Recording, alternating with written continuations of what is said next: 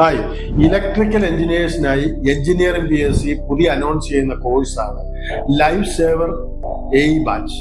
ഈ life saver ബാച്ചിന്റെ പ്രത്യേകത എന്താ ചോദിച്ചാൽ ഡെയിലി ലൈവ് ക്ലാസ്സസും വീക്കിലി എക്സാംസും ടെക്സ്റ്റ് ബുക്കോട് കൂടിയാണ് നിങ്ങൾക്ക് ഒരു വർഷത്തേക്കുള്ള ഈ കോച്ചിങ് തരുന്നത്. ECയിൽ 1ാം റാങ്ക് മേടിച്ച അതേ കോഴ്സിന്റെ പാറ്റേണിൽ അല്ലെങ്കിൽ അതേ സ്ട്രക്ചറിൽ തന്നെയാണ് ഈ കോഴ്സും ഡിസൈൻ ചെയ്തിരിക്കുന്നത്. മാർച്ച് 1 മുതലാണ് നിങ്ങൾക്ക് ലൈവ് ക്ലാസ്സസ് ഡെയിലി നമ്മുടെ ആപ്പിൽ സ്റ്റാർട്ട് ആകുന്നത്. അതുവരെ നിങ്ങൾക്ക് യൂട്യൂബിൽ നമ്മുടെ ലൈവ് ക്ലാസ്സസ് അവൈലബിൾ ആയിരിക്കും. You can see that. താല്പര്യമുള്ളവർക്ക് ഇപ്പോൾ തന്നെ വന്ന് ജോയിൻ ചെയ്യാവുന്നതാണ്. ഈ ദിവസത്തെ ക്ലാസ് എല്ലാവരും ഫോളോ അപ്പ് ചെയ്യുന്നുണ്ടല്ലോ അല്ലേ? നമുക്കങ്ങ് സ്റ്റാർട്ട് ചെയ്യാം. നമ്മുടെ കഴിഞ്ഞ ദിവസത്തെ ക്ലാസ്സും എല്ലാവരും ഒന്ന് പറയുകയാണെങ്കിൽ നമ്മളൊന്നുകൂടെ പറയുകയാണെങ്കിൽ നമ്മൾ ആദ്യം തൊട്ട് പറയുകയാണെങ്കിൽ നമ്മൾ ആദ്യം നമ്മുടെ സ്ട്രക്ചർ പറഞ്ഞു. PN ആണ് നമ്മുടെ തൈറിസ്റ്റർ എന്ന് പറഞ്ഞു. ആ തൈറിസ്റ്ററിൻ്റെ അകത്ത് നമ്മൾ എങ്ങനെയാണ് ഫോർവേഡ് കണ്ടക്ഷൻ മോഡിലേക്ക് പോകുന്നതെന്ന് പറഞ്ഞു. ആ പറഞ്ഞ ഫോർവേഡ് ബ്ലോക്കിംഗ് നിന്ന് ഫോർവേഡ് കണ്ടക്ഷനിൽ മാത്രമാണ് നമ്മുടെ തൈറിസ്റ്റർ യൂസ് ചെയ്യുന്നതെന്ന് പറഞ്ഞു. അതുകൊണ്ട് തന്നെ നമ്മളൊരു വേർഡ് പറഞ്ഞു, പാവം ഒരു DC സ്വിച്ചാണ് നമ്മുടെ തൈറിസ്റ്റർ എന്ന് പറഞ്ഞു. ആ DC സ്വിച്ചിൽ ആനോഡ് ടു കാതോട് മാത്രമേ കറണ്ട് ഒഴുകുള്ളൂ. ആ കാതോഡിലോട്ട് ഒഴുകുന്നതിന് ഒരു ടൈം ഡിസൈഡ് ചെയ്യുന്ന ആരാണ്? ഗേറ്റ് ആണ്. ആ ഗേറ്റ് എപ്പോൾ ട്രിഗർ ചെയ്യുന്നതിനനുസരിച്ചിരിക്കും. അതുകൊണ്ട് തന്നെ even if it is A micro സെക്കൻഡിൽ നമുക്ക് ഓൺ ചെയ്യാൻ പറ്റും. ആര് വെച്ചിട്ട്? ഗേറ്റ് വെച്ചിട്ട്. അതുകൊണ്ട് തന്നെ നമുക്ക് ഡിസൈറബിൾ ആയിട്ടുള്ള ഒരു സ്വിച്ചായിട്ട് ആക്ട് ചെയ്യും, തൈറിസ്റ്റർ ആക്ട് ചെയ്യും. ഓക്കെ അല്ലേ?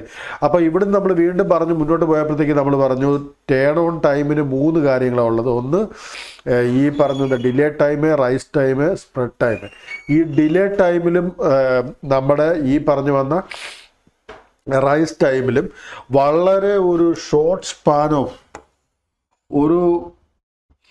വളരെ ഒരു നേരത്തെ ഏരിയ കൂടെ മാത്രമായിരിക്കും എന്ത് പോകുന്നെന്ന് പറഞ്ഞു, കറണ്ട് കടന്നു വരുന്നത്. ഇതിപ്പോൾ നമ്മൾ പറഞ്ഞ ക്രോസ് സെക്ഷണൽ വ്യൂ ആണ് SCRൻ്റെ ക്രോസ് സെക്ഷണൽ വ്യൂവിൽ അത് റൗണ്ടാണ്. അതിൻ്റെ അകത്ത് വളരെ ചെറിയൊരു ഏരിയ കൂടെ മാത്രമാണ് കറണ്ട് കടന്നു പോകുന്നത്. അപ്പോൾ യഥാർത്ഥത്തിൽ നമ്മളിപ്പോൾ പറഞ്ഞു വരുന്നത്, ഇന്ന് കഴിഞ്ഞ ദിവസം നമ്മൾ ഈ ഗ്രാഫ് വരച്ചില്ല, ഒന്നുമില്ല, ഇതൊന്ന് വരച്ചേക്കാം ജസ്റ്റ് ഒന്ന്. ഇതിന് അക്രോസ് വരുന്ന വോൾട്ടേജും കറണ്ടുമാണ് പറയുന്നതെങ്കിൽ ഓൺ ആകുന്നതിന് മുമ്പ് വളരെ ഹൈ വോൾട്ടേജ് ആണുള്ളത്. അതിനുശേഷം വളരെ സ്മോൾ വോൾട്ടേജിലോട്ട് വരും. ശരിയല്ലേ? തൈറിസ്റ്റർ ഓണായി കഴിഞ്ഞാൽ സ്വിച്ച് ക്ലോസ്ഡ് ആയ തൈറിസ്റ്റർ ക്രോസ് വോൾട്ടേജ് ഉണ്ടാവില്ല. അപ്പോൾ വോൾട്ടേജ് കുറഞ്ഞു. അതേപോലെ തന്നെ നമ്മൾ പറഞ്ഞു വരുന്നത് കറണ്ട് ആദ്യം വളരെ കുറവായിരിക്കും, അതിനുശേഷം ഒരു പീക്ക് വാല്യൂ എത്തില്ല. ഇതായിരിക്കും നമ്മുടെ ഐയുടെ വാല്യൂ. നമ്മൾ ഏകദേശം 1 കിലോ ആമ്പിയർ ഒക്കെയാണ് മുമ്പേ ഉദാഹരണം പറഞ്ഞത്. ശരിയല്ലേ? ഇവിടെ നമ്മൾ പറയുമ്പോൾ 33 കിലോ വോൾട്ട് വരെയൊക്കെ വരാമെന്ന് പറഞ്ഞു. ക്ലിയർ ആണെന്ന് വിശ്വസിക്കുന്നു. അപ്പോൾ ഈ പറയുന്ന ടൈമിനെ നമ്മൾ ഈ ആദ്യത്തെ ടൈമിനെയാണ് നമ്മൾ വിളിച്ചത് ഡിലേ ടൈം. ഈ ടൈമിനെ നമ്മൾ വിളിച്ച പേരാണ് TR. ഈ ടൈമിനെ നമ്മൾ വിളിച്ച പേരാണ് T സെറ്റിലിംഗ്. ഇവിടെ വരെ ക്ലിയർ ആണെന്ന് വിശ്വസിക്കുന്നു. അപ്പോൾ ഈ TR എന്ന് പറഞ്ഞ ടൈമിലാണ് നമ്മൾ പറഞ്ഞു വരുന്നത്. പവറിൻ്റെ കൺസപ്ഷൻ പറയുമ്പോൾ നമ്മൾ പറയുന്നത് ഇതിങ്ങനെയാണ് വരുന്നത്. നമ്മളിത് വരച്ചില്ലായിരുന്നു, നമ്മൾ ജസ്റ്റ് പറഞ്ഞതേ ഉള്ളൂ. റൈസ് ടൈമിലാണ് ശരിക്കും പറഞ്ഞാൽ ഏറ്റവും കൂടുതൽ പവർ ലോസ് ഉണ്ടാകുന്നത്. അത് നമുക്കിവിടെ നോക്കി ഈ ഗ്രാഫിൽ നിന്ന് ഇത് രണ്ടിൻ്റെ മൾട്ടിപ്ലിക്കേഷനാണ് ഈ താഴെ കാണുന്നത്. അപ്പോൾ ഈ മോഡറേറ്റ് ആയിട്ടുള്ള ഒരു വാല്യൂ വരുന്ന റൈസ് ടൈമിലാണ്. ആ റൈസ് ടൈമിലായിരിക്കും ഏറ്റവും കൂടുതൽ പവർ ലോസ് ഉണ്ടാകുന്നത്. അപ്പം തൈറിസ്റ്ററിൻ്റെ അകത്ത് ഒരു സേർട്ടൺ പാർട്ടിൽ മാത്രം നമുക്ക് എന്തുണ്ടാകുന്നു?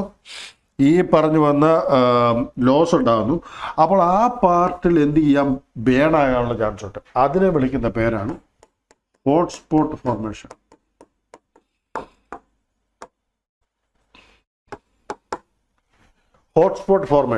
ഈ ഹോട്ട്സ്പോട്ട് ഫോർമേഷൻ ഉണ്ടായാൽ ഉറപ്പിച്ച് പറയുന്നു ആ തൈറിസ്റ്റർ അടിച്ചു പോകും.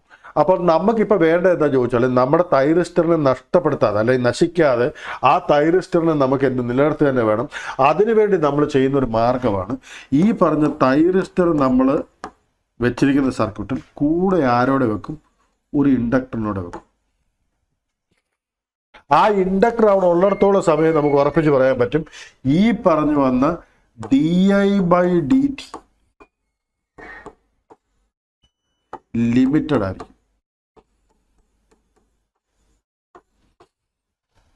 ഇവിടെ നമ്മൾ പറഞ്ഞു വരുമ്പോൾ ഒരു കാര്യം വളരെ വ്യക്തമായിട്ട് അറിയേണ്ടതുണ്ട്. എന്നാണെന്നറിയോ?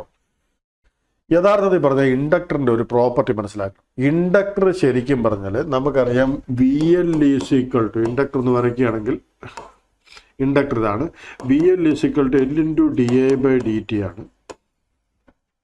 ഇവിടെ നമ്മൾ നമ്മുടെ നെറ്റ്വർക്ക് തിയറിയിലുമൊക്കെ വ്യക്തമായിട്ട് പഠിക്കുന്ന ഒരു കാര്യമാണ്, ചേഞ്ച് ഇൻ കറണ്ടിനെ ആര് ഒപ്പോസ് ചെയ്യും? ഇൻഡക്ടർ ഒപ്പോസ് ചെയ്യും. അതാണ് ഇൻഡക്ടറിൻ്റെ character. Change in current interest. അങ്ങനെ ചേഞ്ച് ഇൻ കറണ്ട് ഉണ്ടായാൽ അതിന് അക്രോസ് എന്തുകൊണ്ടുണ്ടായി? വോൾട്ടേജ് ഉണ്ടായി. അതാണല്ലോ ഈ കാണിക്കുന്നത്.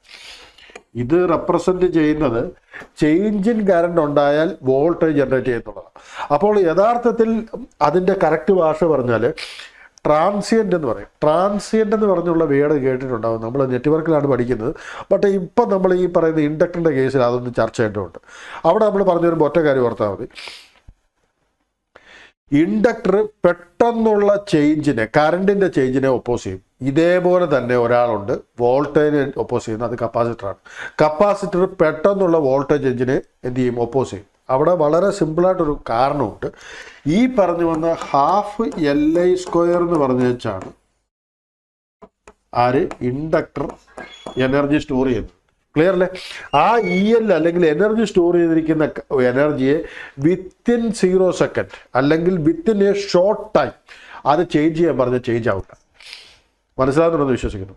അപ്പോൾ അതല്ലെങ്കിൽ നമ്മൾ പറഞ്ഞു വരും, ഇൻഡക്ടർ എനർജി സ്റ്റോർ ചെയ്യാൻ കുറച്ചുകൂടെ ടൈം വേണ്ടി വരും. ഉദാഹരണം പറഞ്ഞാൽ ഇതൊക്കെ നമ്മൾ ശരിക്കും നെറ്റ്വർക്കിൽ പറയുന്നതാണ്. ഒരു 1 ആംപിയർ ആണിത്, ഇതൊരു 1 H ആണെന്നിരിക്കട്ടെ. അങ്ങനെയാണ് നമുക്ക് പറയാം ഹാഫ് ജൂൾ. ക്ലിയർ അല്ലേ? എന്നാൽ ഇതേ സ്ഥലത്ത് 5 ആംപിയർ ആണെങ്കിൽ നമുക്ക് എന്ത് പറയാം? 5 സ്ക്വയർ ബൈ 12.5 ജൂൾ. അപ്പോൾ ഒരു കാര്യം വ്യക്തമായിട്ട് മനസ്സിലായി, ഇൻഡക്ടർ എനർജി സ്റ്റോർ ചെയ്യുന്നുണ്ട് അതിൻ്റെ അകത്തുള്ള കറണ്ടിനനുസരിച്ച്. അപ്പോൾ സംഭവിക്കുന്നത് എന്താണെന്ന് ചോദിച്ചാൽ, പെട്ടെന്ന് കറണ്ട് ചേഞ്ച് ചെയ്താൽ ആ പറയുന്ന എനർജി വിത്തിൻ 0 സെക്കൻഡ് അല്ലെങ്കിൽ ആ ഒരു ഷോർട്ട് സ്പാൻ ഓഫ് ടൈമിൽ പെട്ടെന്ന് ചേഞ്ച് ചെയ്തോളാൻ പറയാം. ഇൻഡക്ടർ സമ്മതിച്ചു കൊടുക്കില്ല. അതാണ് ശരിക്കും നമ്മുടെ ട്രാൻസിയൻ്റ്, അല്ലെങ്കിൽ അതിന് ഇൻഡക്ടർ ബിഹേവ് ചെയ്യുന്നത് വളരെ ഹൈ പ്രോബ്ലമായിട്ടായിരിക്കും. ഇവിടെ നമ്മുടെ ഈ പറഞ്ഞു വന്ന അടുത്ത സർക്യൂട്ടൊക്കെ പഠിക്കുന്ന സമയത്തെല്ലാം നമുക്ക് ഈ പറയുന്ന ഇൻഡക്ടറിൻ്റെ പ്രോപ്പർട്ടി വളരെ ഇമ്പോർട്ടൻ്റ് ആയിട്ട് വരുന്നുണ്ട്. നമുക്കിപ്പോൾ ഉദാഹരണം ഞാൻ പറയാം. നമ്മുടെ RL സർക്യൂട്ട്, RC, ഈ പറഞ്ഞ RLE സർക്യൂട്ട്, ഇങ്ങനെയൊക്കെയുള്ള സർക്യൂട്ടാണ് ശരിക്കും പറഞ്ഞാൽ നമ്മുടെ പവർ ഇലക്ട്രോണിക്സിൽ നമ്മൾ പഠിക്കുന്ന മുഴുവൻ. കാരണം എന്താ വെച്ചാൽ ലോഡ് എപ്പോഴും എന്തായിരിക്കും? ഇൻഡക്റ്റീവ് ആയിരിക്കും. പക്ഷേ നമ്മൾ ഈ RLE ലോഡ് വെക്കുമ്പോൾ എങ്ങനെയാണ് സർക്യൂട്ട് ബിഹേവ് ചെയ്യുന്നത്? ഇതെല്ലാം ഡിപ്പെൻഡ് ചെയ്യുന്ന ആരെയാണ്? ഇൻഡക്ടറിനെ ബേസ് ചെയ്താണ്. അപ്പോൾ ഇൻഡക്ടറിനെ ബേസ് ചെയ്താണ് എൻ്റെ നമ്മുടെ ഈ പവർ ഇലക്ട്രോണിക്സ് ചർച്ച മുഴുവൻ. അപ്പോൾ അവിടെ ഉണ്ടാകുന്നൊരു പ്രോബ്ലം എന്താ ചോദിച്ചാൽ, പെട്ടെന്ന് ഒരു ചേഞ്ച് വരുന്ന സമയത്ത് ഇൻഡക്ടറിൻ്റെ ബിഹേവിയർ യഥാർത്ഥത്തിൽ പറഞ്ഞാൽ ഈ സിസ്റ്റത്തിൽ ഭയങ്കര അബ്രപ്റ്റ് ചേഞ്ച് ഉണ്ടാക്കും. ഉദാഹരണം ഞാൻ പറയാം, നമ്മൾ അങ്ങോട്ട് ചിലവും പഠിക്കുന്നുണ്ട്. നമുക്ക് ഉദാഹരണം പറഞ്ഞാൽ ഇൻഡക്ടറിൻ്റെ ഈ ബിഹേവിയർ കൊണ്ടാണ് നമുക്ക് ശരിക്കും നമ്മുടെ ചോപ്പറിൽ സ്റ്റെപ്പ് അപ്പ് സ്റ്റെപ്പ് ഡൗൺ ചോപ്പറൊക്കെ ഉണ്ടാക്കിയെടുക്കുമ്പം, അല്ലെങ്കിൽ സ്റ്റെപ്പ് അപ്പ് ചോപ്പറൊക്കെ ഉണ്ടാക്കിയെടുക്കാനുള്ള കഴിവ് നമുക്ക് കിട്ടുന്നത്, അല്ലെങ്കിൽ ആ ഒരു കണ്ടീഷൻ ഉണ്ടാക്കിയെടുക്കാൻ പറ്റും നമുക്ക് ഇൻഡക്ടറിൻ്റെ ബേസിസിലാണ്. അത് നമുക്ക് അവിടെ ചിലപ്പോൾ കാണാൻ പറ്റും. അല്ലെങ്കിൽ നമ്മളിപ്പോൾ പറഞ്ഞു വന്ന് നമ്മളിപ്പോൾ പറയുകയാണെങ്കിലുണ്ടല്ലോ, നമ്മുടെ സെമി കൺവെർട്ടർ അല്ലെങ്കിൽ സെമി റെക്ടിഫയർ അല്ലെങ്കിൽ സെമി കൺട്രോൾഡ് റെക്ടിഫയർ, ഈ സെമി കൺട്രോൾഡ് റെക്ടിഫയറിൽ നമ്മൾ ഡയോഡ് വെക്കുന്നുണ്ട്. അവിടെ ഫീഡ്ബാക്ക് അല്ലെങ്കിൽ ഫീഡ്ബാക്ക് ഡയോഡ് ഉണ്ടായിരിക്കണം നിർബന്ധമുണ്ട്. ഇല്ലെങ്കിൽ നമ്മൾ പറയും ഈ പറഞ്ഞു വരുന്നത് സർക്യൂട്ട് ഷോർട്ട് ആവുമെന്ന് പറയും, അല്ലെങ്കിൽ സോഴ്സ് ഷോർട്ട് ആവുമെന്ന് പറയും. അതെങ്ങനെ ഉണ്ടാകുന്നതൊക്കെ എന്നുള്ള അവിടെ ചിലവ് പഠിക്കുന്നുണ്ട്. അവിടെ പഠിക്കുമ്പോൾ വ്യക്തമായിട്ട് മനസ്സിലാവും, ആ പറയുന്ന ഒരു സമയത്ത് പെട്ടെന്ന് കറണ്ട് ചേഞ്ച് ചെയ്യാൻ ശ്രമിക്കുമ്പോൾ, ലോഡിലെ കറണ്ട് ചേഞ്ച് ചെയ്യാൻ ശ്രമിക്കുന്ന സമയത്ത് വളരെ ഹൈ വോൾട്ടേജ്, അതിന് ഉദാഹരണം ഇപ്പോൾ ഇവിടെ കാണിക്കാം.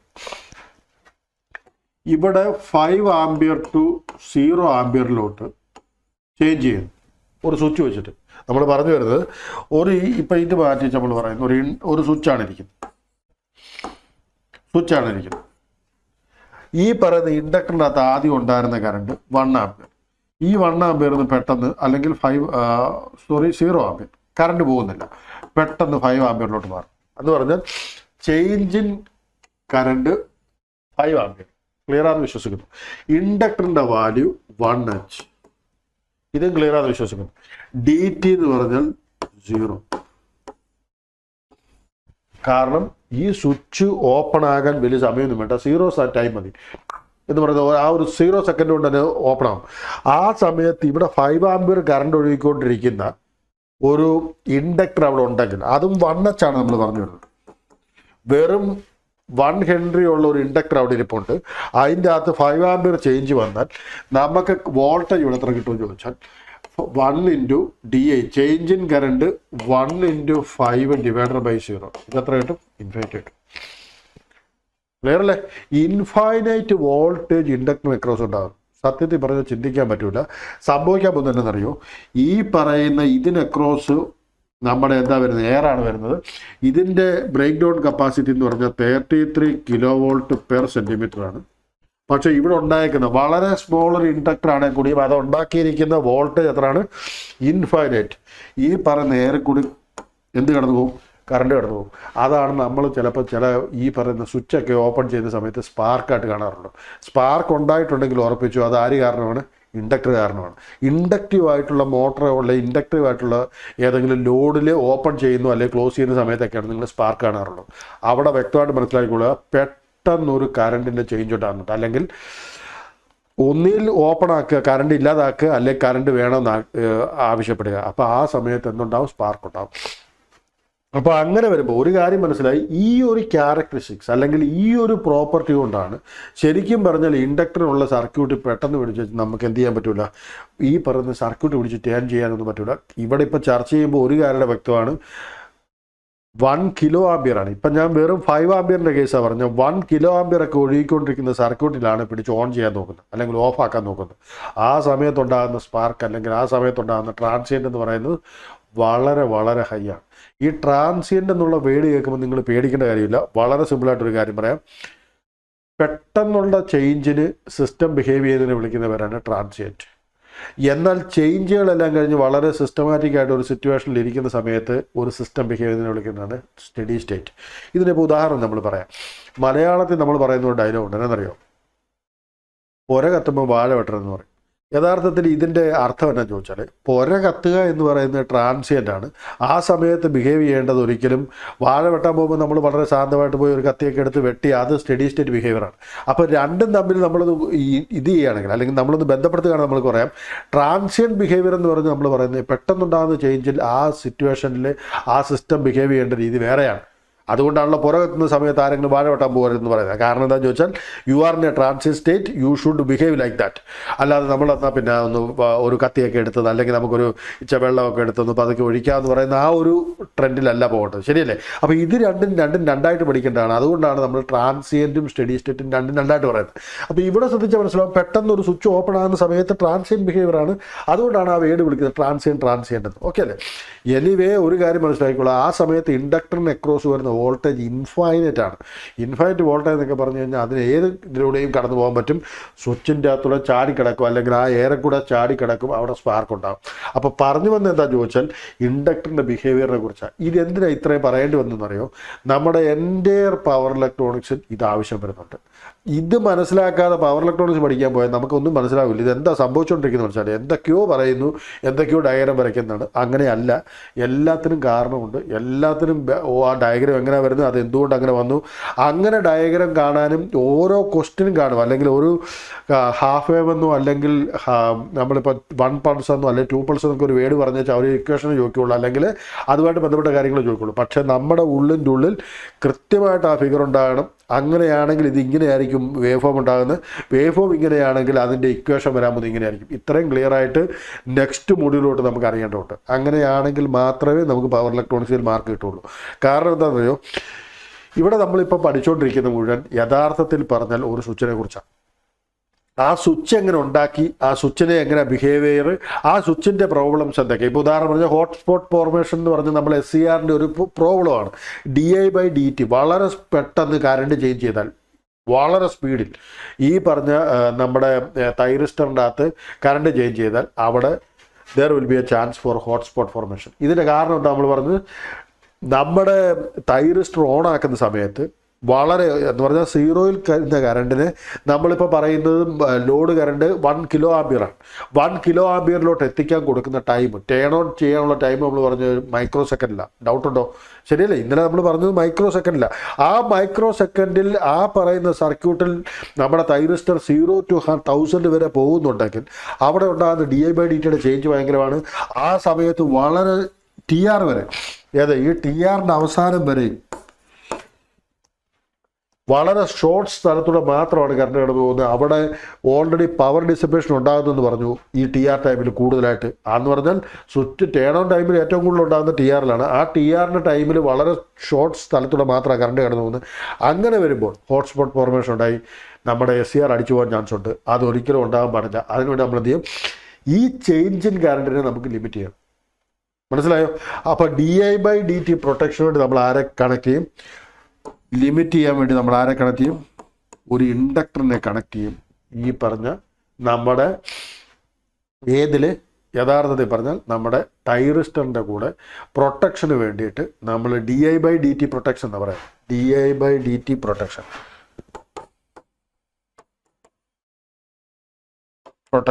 ഇതിനാരെയാണ് നമ്മൾ യൂസ് ചെയ്യുന്നത്, സീരീസ് കണക്ഷൻ ഓഫ് ഇൻഡക്ടർ. അതാണ് നമ്മൾ ചെയ്യുന്നത്. ഒരു സീരീസിൽ ഒരു ഇൻഡക്ടറിനെ നമ്മൾ കണക്ട് ചെയ്യും. അത് നമ്മൾ ആരുടെ കൂടെ, തൈറസ്റ്ററിൻ്റെ കൂടെ. എന്തിനു വേണ്ടി, DI/dt പ്രൊട്ടക്ഷന് വേണ്ടി. ക്ലിയർ ആണെന്ന് വിശ്വസിക്കുന്നു. ഇവിടെ വരെ ഓക്കെ അല്ലേ? അപ്പം നമ്മൾ ഇനിയും ഇതിൻ്റെ ഇപ്പം പറഞ്ഞത് നമ്മൾ എന്തിൻ്റെ കാര്യമാണ്, ഇന്നലെ നമ്മൾ പറഞ്ഞത് ശരിക്കും പറഞ്ഞാൽ ലാച്ചിങ് കറണ്ട്, ഹോൾഡിങ് കറണ്ടൊക്കെ പറഞ്ഞു. ഇന്നലെ നമ്മൾ സ്റ്റാർട്ടിങ് അല്ലെങ്കിൽ നമ്മൾ പറഞ്ഞ തൈറസ്റ്റർ ഓൺ ചെയ്യുന്ന സമയത്തെ കാര്യം പറഞ്ഞു. അതിൽ 3 എണ്ണം വരുന്നത് ഏതാണ്, delay time, rise time, spread time. ആ 3 എണ്ണോട് ചേർന്നാണ് TQ ഉണ്ടാകുന്നത്. ആ TQ എന്ന് പറഞ്ഞത് നമ്മൾ പറഞ്ഞു, TQ അല്ല, സ്റ്റാർട്ടിങ് അല്ലെങ്കിൽ ഓൺ ടൈം, ടേൺ ഓൺ ചെയ്യാനുള്ള ടൈം. ആ ടൈമിൽ ഏറ്റവും ഡിപ്പെൻഡിങ് ആകുന്ന ഒരു കാര്യം DI/dt പ്രൊട്ടക്ഷൻ ഉണ്ടെങ്കിൽ മാത്രമേ അത് പറ്റുള്ളൂ. ആ DI/dt പ്രൊട്ടക്ഷൻ ഉണ്ടാക്കാൻ വേണ്ടി നമ്മൾ ആരെ കണക്ട് ചെയ്തു, സീരിയസ് ആയിട്ട് ഒരു ഇൻഡക്ടറെ കണക്ട് ചെയ്തു. ഇവിടെ വരെ ക്ലിയർ ആണെന്ന് വിശ്വസിക്കുന്നു. ഓക്കെ അല്ലേ? ഇനി നമ്മൾ പറയുന്നത് അറിയോ, നമ്മൾ ഇന്നലെ പറഞ്ഞത് ടേൺ ഓൺ ആണെങ്കിൽ ഇന്ന് നമുക്ക് ഒന്നുകൂടെ പറയാനുണ്ട്. ആരാന്നറിയോ, ടേൺ ഓഫ് ടൈം. അതുകൂടെ ഒന്ന് ജസ്റ്റ് അറിയണ്ടാണ്.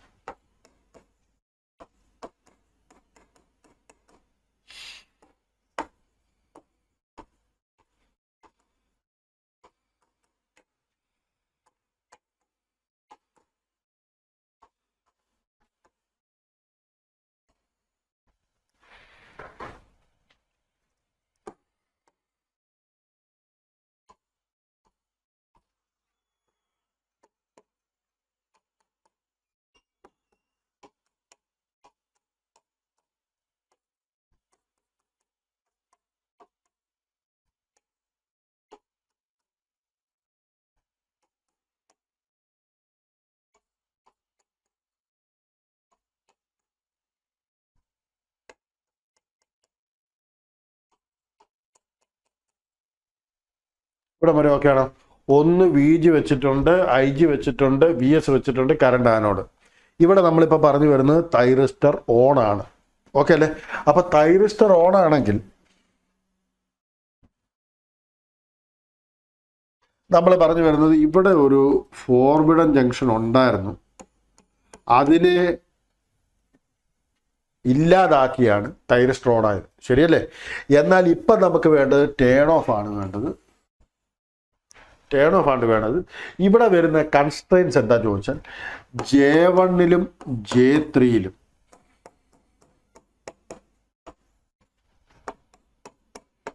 എക്സസ് ഇലക്ട്രോൺസ് ഉണ്ട്. അതൊന്നാമത്തെ കൺസ്ട്രെയിൻറ്റ്. രണ്ടാമത്തെ കൺസ്ട്രെയിൻറ്റ്, J2ൻ്റെ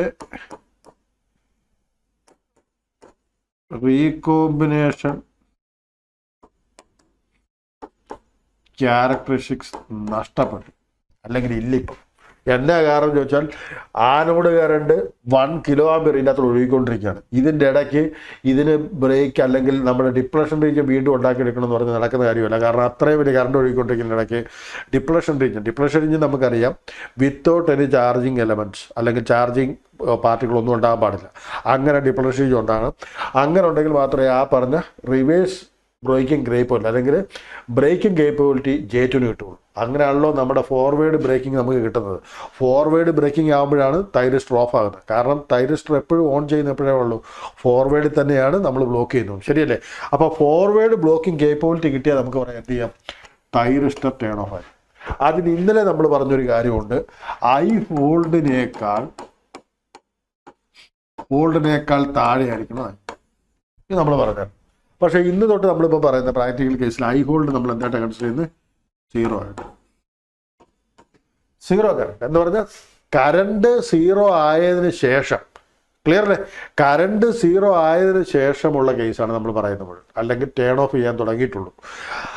അല്ലെങ്കിൽ ഹോൾഡിംഗ് കറണ്ട് നമ്മൾ എന്തായിട്ട് അസ്യൂം ചെയ്യുന്നത്? സീറോ ആയിട്ട് അസ്യൂം ചെയ്യുന്നത്. അപ്പം നമ്മൾ ഇന്നലെ രണ്ടാമതൊരു കണ്ടീഷൻ പറഞ്ഞു. ഒന്നാമത്തെ കണ്ടീഷൻ. രണ്ടാമത്തെ കണ്ടീഷൻ നമ്മൾ എന്തായിരുന്നു? വോൾട്ടേജ് റിവേഴ്സാണ്. അപ്പം ഇവിടെ കൊടുത്തിരിക്കുന്ന വോൾട്ടേജ് നമ്മൾ എന്ത് ചെയ്തു? റിവേഴ്സ് ചെയ്തു. അത് ഈവൻ നമുക്കൊരു 0.7 വോൾട്ട് ആയാലും മതി. വളരെ സ്മോൾ വോൾട്ടേജ് കൊടുത്തോ, അല്ലെങ്കിൽ വളരെ ഈ പറയുന്ന പോലെ 33 കിലോ വോൾട്ട് ഒന്നും കൊടുക്കേണ്ട ആവശ്യമില്ല. വളരെ സ്മോൾ ഒരു വോൾട്ടേജ് ഓപ്പോസിംഗ് ആയിട്ട് കൊടുത്താൽ മാത്രമേ നമുക്ക് ഇവൻ്റെ റിവേഴ്സ് കേപ്പബിലിറ്റി, ഏത് ജംഗ്ഷൻ J2 J2 ആണല്ലോ ശരിക്കും ഫോർവേഡ് ബ്ലോക്കിങ്ങിൽ വർക്ക് ചെയ്യുന്നത്. നമ്മൾ ഇന്നലെ പറഞ്ഞായിരുന്നു. അപ്പോൾ ആ junction J2 forward blocking capability തിരിച്ചു കൊണ്ടുവരണം. ക്ലിയർ അല്ലേ? അതിനു വേണ്ടിയാണ് നമ്മുടെ ശ്രമം. ഇനി ഞാൻ ചോദിക്കട്ടെ, നമുക്ക് ആർക്കെങ്കിലും സംശയമുണ്ടോ ഇതേവരെ ചർച്ച ചെയ്തിട്ടുണ്ടെങ്കിലും? കമന്റിലേക്ക് എല്ലാവരും ഒന്ന് വരുമോ?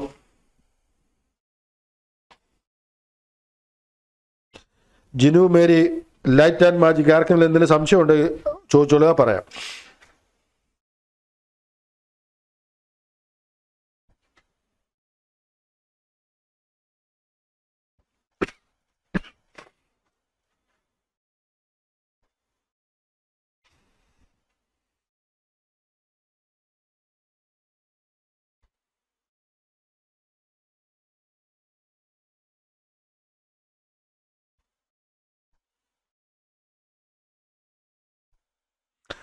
പ്രശാന്ത് കേൾക്കുന്നുണ്ടല്ലോ? ഓക്കെ ആണല്ലോ? ഓക്കെ ആണ് പ്രശാന്ത്, ഓക്കെ ആണല്ലോ? എന്തെങ്കിലും സംശയമുണ്ടോ ജിനു, മേരി? ഓക്കെ അല്ലേ?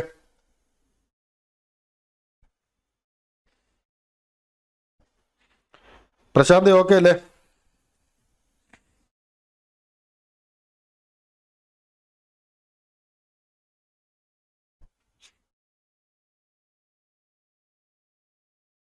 Okay okay right. ഓക്കെ,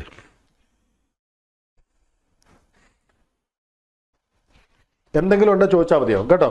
അപ്പം നമ്മളിപ്പോഴും വീണ്ടും പറയുന്നത് ടേൺ ഓഫ് ചെയ്യണം ഇതിനെ. അപ്പം നമുക്ക് വേണ്ടത് J1ലെയും J3ലെയും എക്സസ് ചാർജ് ആരിയസ് കളയണം. J2 എന്ത് ചെയ്യണം? റീകോമ്പിനേഷൻ ക്യാരക്ടറിസ്റ്റിക്സ് നമുക്ക് തിരിച്ചു കൊണ്ടുവരണം. അപ്പം നമ്മൾ ചെയ്യുന്നതെന്ന് വെച്ചാൽ നമ്മുടെ ക്യാരക്ടറിസ്റ്റിക്സിൽ നമുക്ക് ആദ്യം കറണ്ട് വരയ്ക്കാം. കറണ്ട് ഇങ്ങനെ നെഗറ്റീവ് വന്ന് ഓക്കെ അല്ലേ? അവിടെ നമ്മൾ പറഞ്ഞു വരുന്നത് ഈ പറയുന്ന വോൾട്ടേജ് ഒരു ഇത് കഴിയുമ്പോൾ നെഗറ്റീവ് ആയിരിക്കും നമ്മൾ കൊടുക്കുന്നത്. ക്ലിയർ അല്ലേ? അപ്പം നമ്മൾ പറഞ്ഞു വരുന്നതെന്ന് വെച്ചാൽ ഈ പറയുന്ന ടൈം വരെ ഇതിനെ നമ്മൾ വിളിക്കുന്ന TGR എന്നും RR എന്നും, ഇതിന് TGR. TRR എന്ന് പറഞ്ഞാൽ നമ്മൾ പറയുന്നത് റിവേഴ്സ് റിക്കവറി. രണ്ടാമത്തെ TGR എന്ന് പറയുന്നത് ഗേറ്റ് റിക്കവറി. ഇത് രണ്ടും ഓർത്തിരിക്കേണ്ട തന്നെയാണ്. റിവേഴ്സ് റിക്കവറി ടൈമും ഗേറ്റ് റിക്കവറി ടൈമും. അതിൽ TRR ചെയ്യുന്നത് എന്താണെന്ന് ചോദിച്ചാൽ, അല്ലെങ്കിൽ ഈ TRR എന്ന് പറഞ്ഞ ആദ്യത്തെ റിവേഴ്സ് റിക്കവറി ടൈമിൽ നമ്മൾ യഥാർത്ഥത്തിൽ ചെയ്യുന്നത് എന്താണെന്നറിയോ? ഈ പറഞ്ഞു വരുന്ന J1ലെയും J3ലെയും ഇത് ഓർത്തിരിക്കണം. എക്സസ് ചാർജ് റിമൂവ് ചെയ്തു. ഓക്കെ അല്ലേ? നമ്മുടെ J1ലെയും J3ലെയും അതിനെ വിളിക്കുന്നവരാണ് റിവേഴ്സ് റിക്കവറി ടൈം. രണ്ടാമത്തെ പറയുന്നത് എന്താണെന്നറിയോ? റീകോമ്പിനേഷൻ. നമ്മുടെ ഇതേ പേര് തന്നെ റീകോമ്പിനേഷൻ ക്യാരക്ടറിസ്റ്റിക്സ് ഓഫ് ദി, അത് നമ്മൾ ഏതിന് പറയുന്നത്? J2 case. അത് ഏത് സമയത്ത്? J2 റിവേഴ്സ് റിക്കവർ അല്ലെങ്കിൽ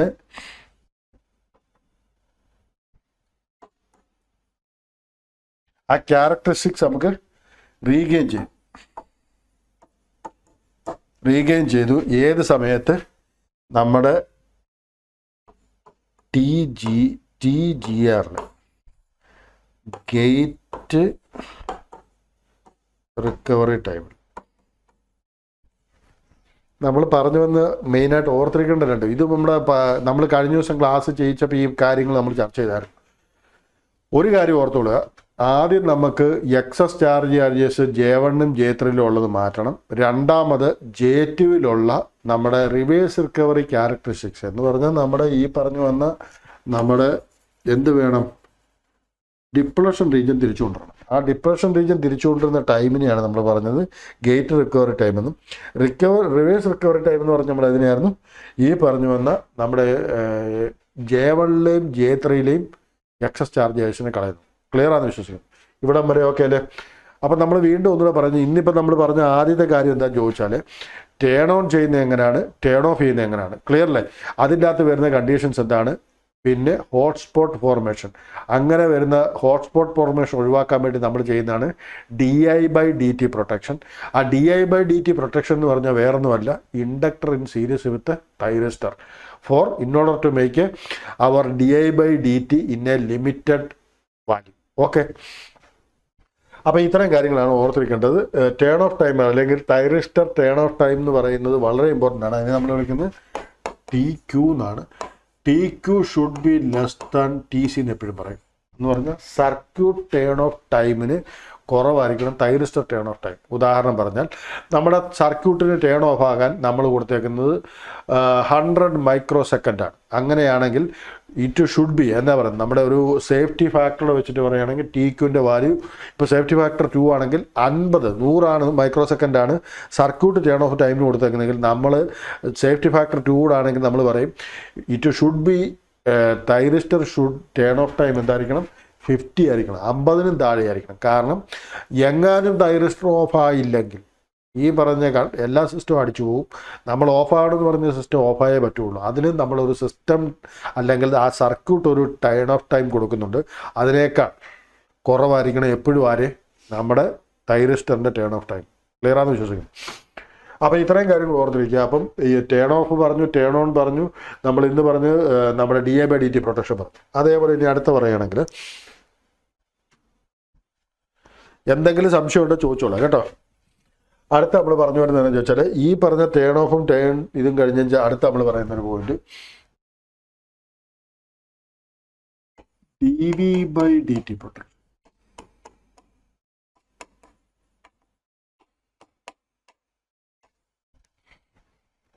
dV/dt പ്രൊട്ടക്ഷൻ ഇവിടെ നമ്മളൊരു ചർച്ച വെക്കുന്നുണ്ട്. ഇവിടെ നമ്മൾ പറഞ്ഞു വരുന്നതെന്നറിയോ,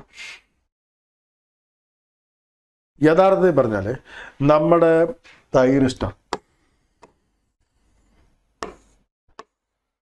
ഇവിടെ നമ്മൾ പറഞ്ഞു, ഇവിടെ ആരാ ഉള്ളത്, J2 ഉള്ളത്, ഇവിടെ J1 ഉണ്ട്, ഇവിടെ J3 ഉണ്ട്,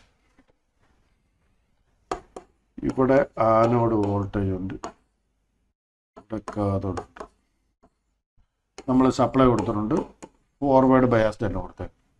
ഓക്കെ അല്ലേ? നമ്മളിപ്പോൾ ചർച്ച ചെയ്യുന്നതിൽ നമ്മുടെ മറ്റേ ഗേറ്റിൻ്റെ കാര്യമൊന്നും വരുന്നില്ല, അതുകൊണ്ട് ഗേറ്റ് ഇപ്പോൾ വരച്ചിട്ടില്ല. നമ്മൾ ബാക്കിയുള്ള കാര്യങ്ങളാണ് ചർച്ച ചെയ്തത്. അപ്പോൾ ഇവിടെ നമ്മൾ പറഞ്ഞു വരുന്നതെന്ന് അറിയോ, യഥാർത്ഥത്തിൽ പറഞ്ഞാൽ നമ്മൾ ഈ പറയുന്ന ഈ പാർട്ടി മാത്രമായിരിക്കും എൻ്റെയർ വോൾട്ടേജ്. ഇപ്പോൾ ഉദാഹരണം പറഞ്ഞാൽ ഈ 33 കിലോ വോൾട്ട് തന്നെ കൊടുത്തേക്കും. ഈ 33 കിലോ വോൾട്ടും ഈ ഒരു പാർട്ടി മാത്രമാണ്.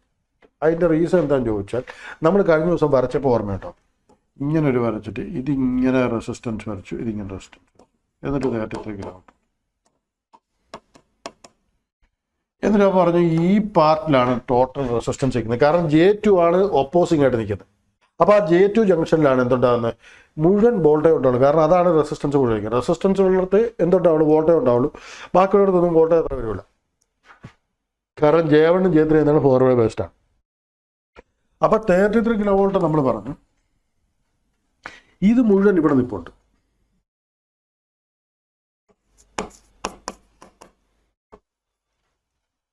ഇനി നമ്മൾ പറയുന്ന പോയിന്റ് ഇമ്പോർട്ടൻ്റ് ആണ്. ഇനി നമ്മൾ പറഞ്ഞതെന്ന് ജംഗ്ഷൻ J2 എന്ന് പറഞ്ഞാൽ ഇവിടെ ഒരു ഇൻസുലേറ്റർ.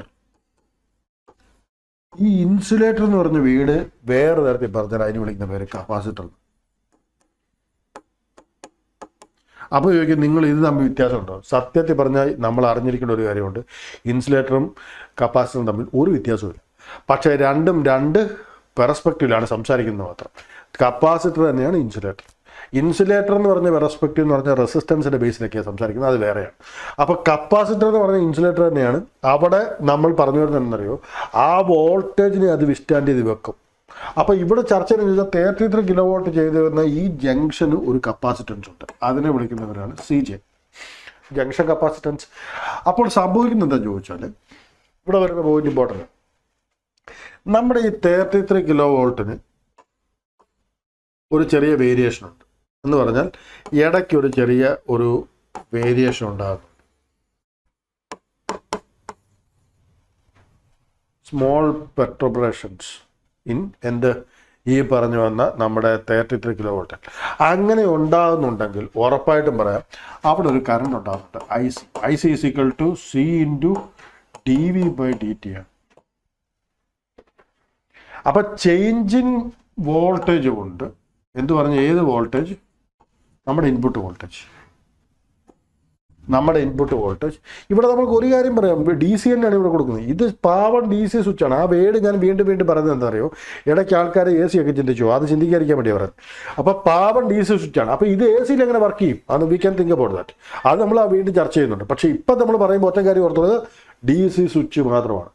അപ്പോൾ DC സ്വിച്ച് ആണെങ്കിൽ ഇവിടെ ചർച്ച ചെയ്യുന്ന വോൾട്ടേജ് ഇപ്പോൾ 33 ആണെങ്കിൽ കോൺസ്റ്റന്റ് DC കാണിച്ചത്.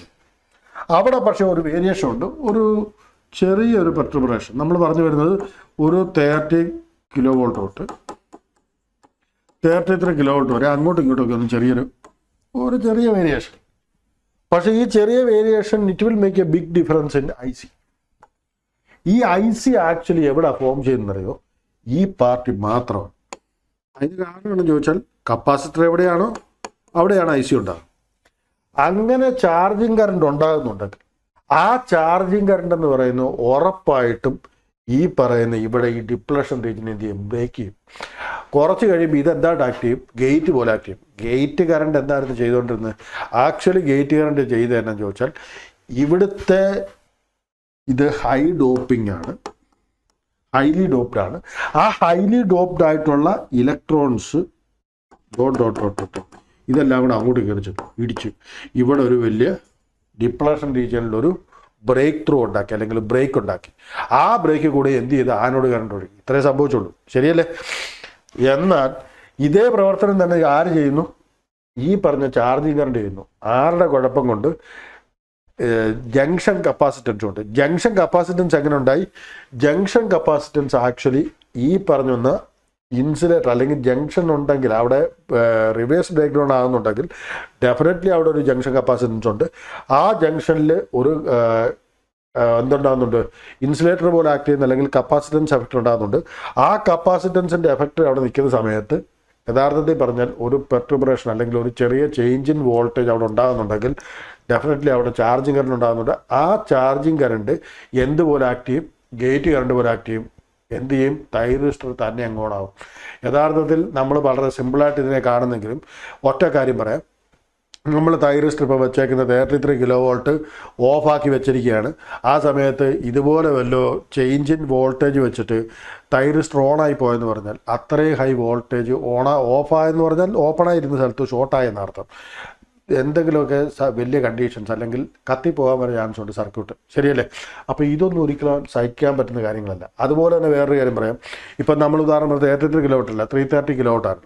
അതിനകത്ത് ഒരാൾക്ക് ഇതേപോലെ വോൾട്ടേജ് ചേഞ്ച് വന്നൊന്ന് ഓണായി, ബാക്കിയുള്ളതിലോട്ടുള്ള ലോഡ് മുഴുവൻ വരും. ബാക്കി 330 അതിനകത്ത് വരും. ബാക്കി സ്ട്രിങ് മുഴുവൻ അടിച്ചു പോകാൻ ചാൻസ് ഉണ്ട്, ശരിയല്ലേ? ബാക്കി തൈറിസ്റ്റർ മുഴുവൻ അടിച്ചു പോകാൻ ചാൻസ് ഉണ്ട്. അപ്പോൾ പറഞ്ഞു വരുമ്പം ഇതൊന്നും ഡിസൈറബിൾ ആയിട്ടുള്ള കണ്ടീഷൻ അല്ല, അൺഡിസൈറബിൾ ആയിട്ടുള്ള കണ്ടീഷൻ. പക്ഷേ ഇവിടെ ഞാനൊരു കാര്യം പറയട്ടെ, ഈ കണ്ടീഷൻ ഉണ്ടായത് യഥാർത്ഥത്തിൽ എപ്പോഴാണ് ഉണ്ടാകാൻ പോകുന്നത് നമുക്കറിയില്ല. അത് വോൾട്ടേജിൻ്റെ വേരിയേഷൻ വന്ന സമയത്ത് നമ്മുടെ ജംഗ്ഷൻ കപ്പാസിറ്റൻസ് എന്ത് ചെയ്തു, ചാർജിങ് കറണ്ട് ഉണ്ടാക്കി. ആ charging current act as A gate current, അത് തൈറിസ്റ്റർ ഓണായി. ഇത് അൺഡിസൈറബിളാണ്.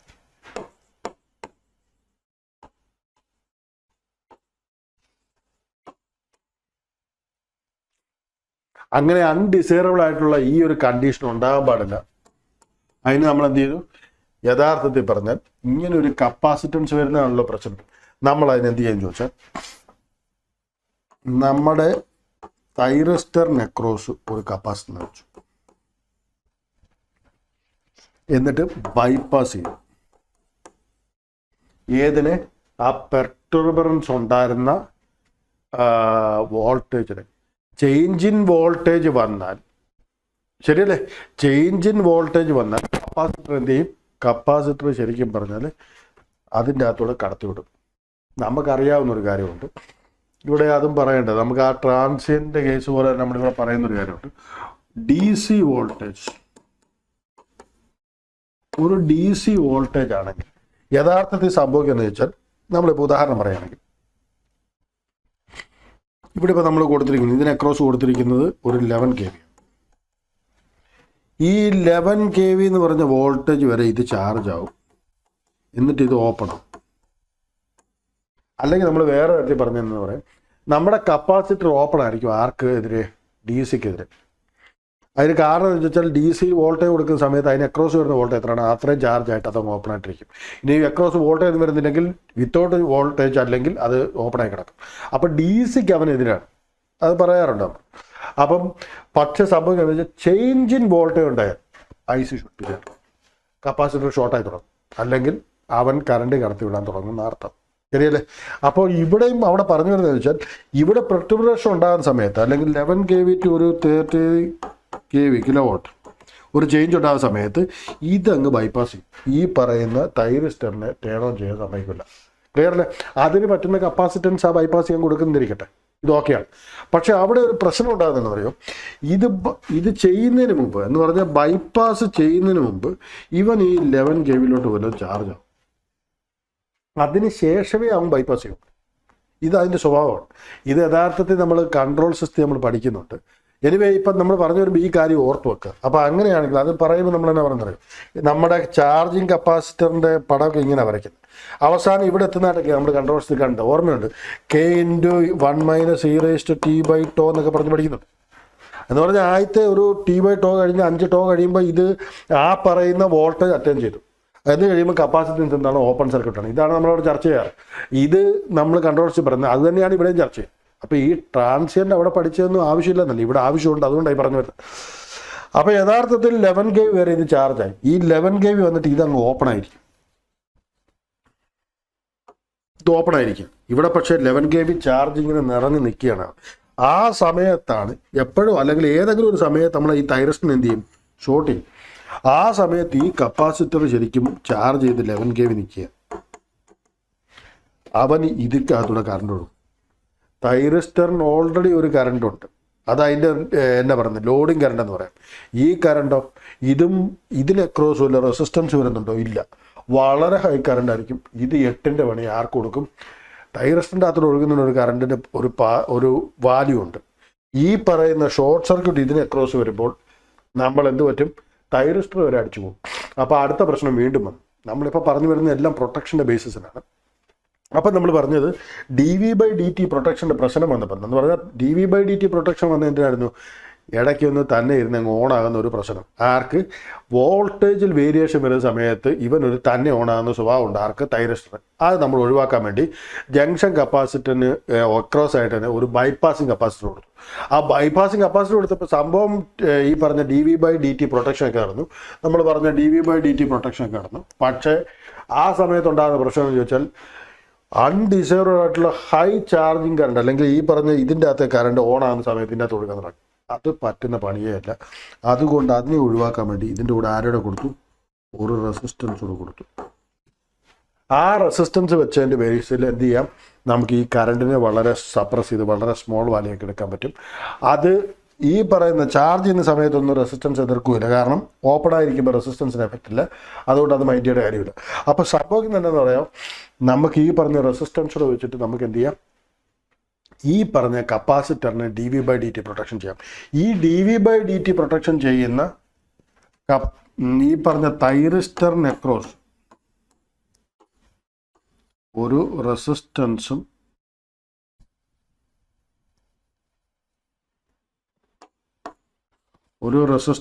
ഒരു കപ്പാസിറ്റർ, തൈറിസ്റ്റർ നെക്രോസ് നമ്മൾ വെക്കുന്നു RC സർക്യൂട്ട്. ഇതിനെ വിളിക്കുന്ന പേരാണ് സ്നബർ സർക്യൂട്ട്.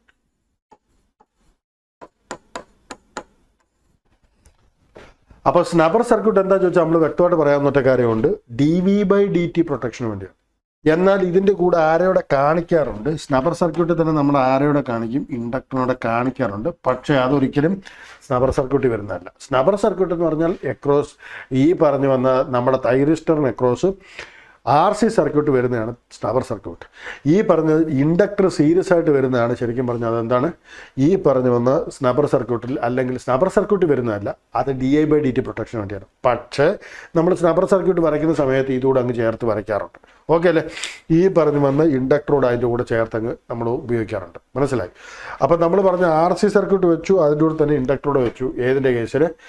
നമ്മുടെ തൈറിസ്റ്ററിൻ്റെ കേസിൽ ഒന്ന് ഇൻഡക്ടർ വെച്ച് സീരീസ് ആയിട്ട് വെച്ചേക്കുന്നത് dI/dt പ്രൊട്ടക്ഷനാണ്, അത് ഹോട്ട്സ്പോട്ട് ഫോർമേഷൻ ഒഴിവാക്കാൻ വേണ്ടിയാണ്.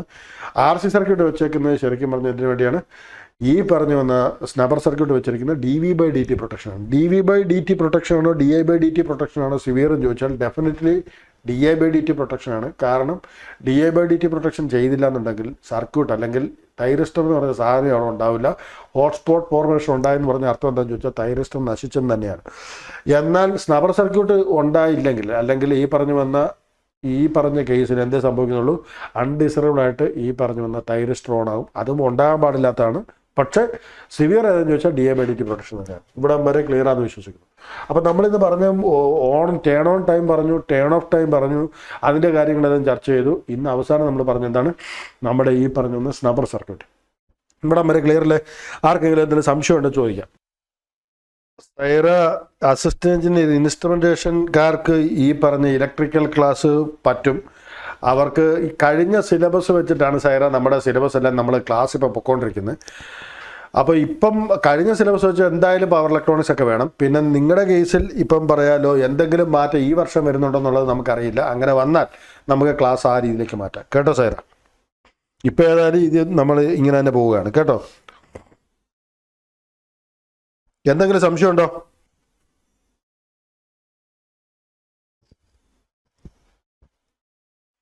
ബാക്കി നമ്മുടെ ഫസ്റ്റ് ഫേസ് കൺട്രോൾഡ് റെക്ടിഫയർ ഒക്കെ നമുക്ക് നാളെ സ്റ്റാർട്ട് ചെയ്യാം. നാളെ നമ്മുടെ ബാക്കിയുള്ള ഫേസ് കൺട്രോൾഡ് റെക്ടിഫയറിൻ്റെ കേസിലുള്ള പടങ്ങളും അതിൻ്റെ ഇക്വേഷൻ ഡെറിവേഷനും എല്ലാം നമുക്ക് നോക്കാം. ഇത് കഴിഞ്ഞ് നമുക്ക് ഈ വീണ്ടും പഴയ പോലെ നമുക്ക് എന്ത് ചെയ്യാം, ക്ലാസ്സും പ്രോബ്ലമായിട്ട് അങ്ങനെയാണെങ്കിൽ പോകാം. ഓക്കെ അല്ലേ? അങ്ങനെ വരുമ്പോൾ കുറച്ചുകൂടെ കൺവീനിയൻ്റ് ആയിരിക്കും. അന്ന് പഠിപ്പിക്കുന്ന പോർഷൻ്റെ പ്രോബ്ലമോടൊക്കെ ചെയ്ത് പോവുകയാണെങ്കിൽ ഓക്കെ ആയിരിക്കും എന്ന് വിശ്വസിക്കുന്നു. അപ്പം ടേക്ക് കെയർ. ഹായ്, ഇലക്ട്രിക്കൽ എഞ്ചിനീയേഴ്സിനായി എഞ്ചിനീയറിംഗ് PSC പുതിയ അനൗൺസ് ചെയ്യുന്ന കോഴ്സാണ് ലൈഫ് സേവർ AE ബാച്ച്. ഈ ലൈഫ് സേവർ AE ബാച്ചിന്റെ പ്രത്യേകത എന്താ ചോദിച്ചാൽ ഡെയിലി ലൈവ് ക്ലാസ്സസും വീക്കിലി എക്സാംസും ടെക്സ്റ്റ് ബുക്കോട് കൂടിയാണ് നിങ്ങൾക്ക് ഒരു വർഷത്തേക്കുള്ള ഈ കോച്ചിങ് തരുന്നത്. ECയിൽ 1ാം റാങ്ക് മേടിച്ച അതേ കോഴ്സിന്റെ പാറ്റേണിൽ അല്ലെങ്കിൽ അതേ സ്ട്രക്ചറിൽ തന്നെയാണ് ഈ കോഴ്സും ഡിസൈൻ ചെയ്തിരിക്കുന്നത്. മാർച്ച് 1 മുതലാണ് നിങ്ങൾക്ക് ലൈവ് ക്ലാസ്സസ് ഡെയിലി നമ്മുടെ ആപ്പിൽ സ്റ്റാർട്ട് ആകുന്നത്. അതുവരെ നിങ്ങൾക്ക് യൂട്യൂബിൽ നമ്മുടെ ലൈവ് ക്ലാസ്സസ് അവൈലബിൾ ആയിരിക്കും. You can see that. താല്പര്യമുള്ളവർക്ക് ഇപ്പോൾ തന്നെ വന്ന് ജോയിൻ ചെയ്യാൻ പാടില്ല.